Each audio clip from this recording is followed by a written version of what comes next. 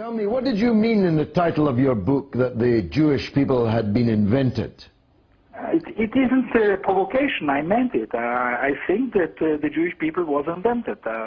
Like the French people, like the Italian people. You see, to build nations in the modern times, historians started to build to the past peoples. Between these peoples, I think that in the second half of the 19th century, the Jewish people was invented. Now, you have drawn on all sorts of evidence to show us that things which most of us took for granted as having had happened, even if they did not justify the foundation of the State of Israel 2,000 years later, actually never happened at all. Tell us about some of that. You know, in an interview in the radio, I can say one thing. To take, for example, the exile. You see, the exile is so important to the Jewish history. Everybody knows that the Jewish were exiled 2,000 years ago. But, you know, when I started to work about it, I was surprised not to find even one book, one research book about the exile. The exile of the Jew in the beginning of our time didn't happen. Now, it shocked a lot of people. It shocked myself when I started to work about it, but the Jewish were never exiled from Palestine.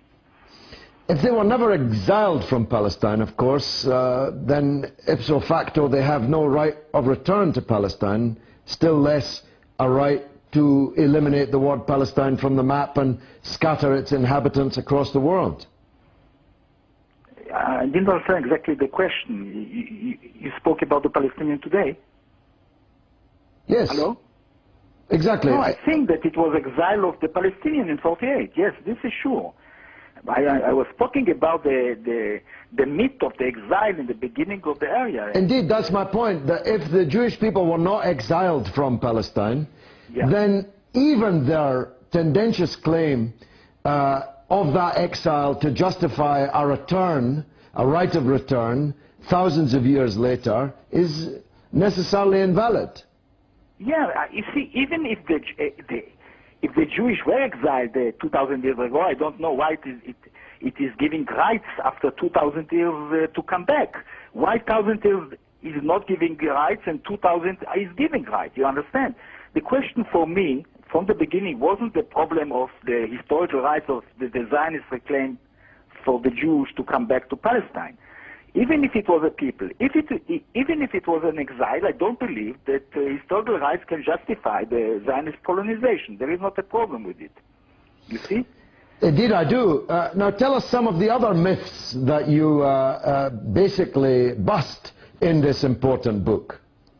You see, I think that diaspora, what we define as diaspora, I mean the existence of Jewish communities in the world, is the origin of this existence of the Jewish community is not exile and also not, emigration.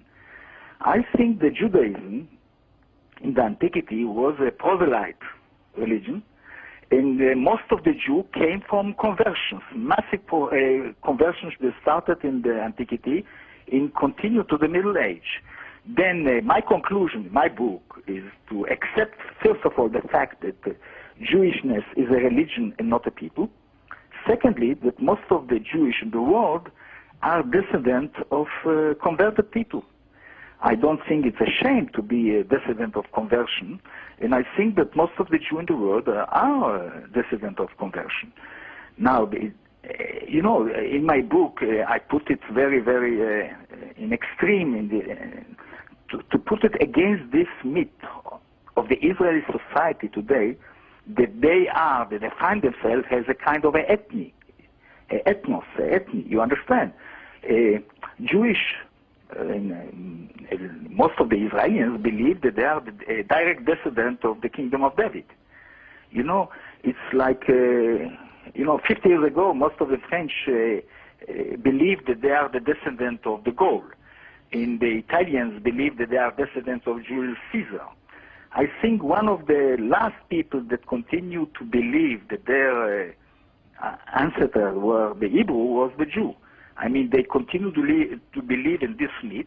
In this myth of identity, I think put all the existence of Israel in a situation, a very, very bad situation. Now, how has this gone down in Israel? The book's a bestseller there, but what's been the impact of this remarkable thesis of yours? You see, it's very difficult to define the impact of a book. I don't think the book, as I wrote it in my preface, I don't think the book are changing the world. I think when the world is changing, he's looking for other books. The fact that so many people bought the book in Israel can make me optimist if I will not read the newspaper today. You understand? Now, a lot of young people read the book in Israel and continue to read it. The historians, the official historians, were very angry, very sick about my book. It's a very, very natural reaction. You understand? Indeed I do, and I'm looking forward to your visit to Britain next week. We must meet up and have a proper sit-down interview. Anything I can do to help the book, I'm ready to do. Thank you.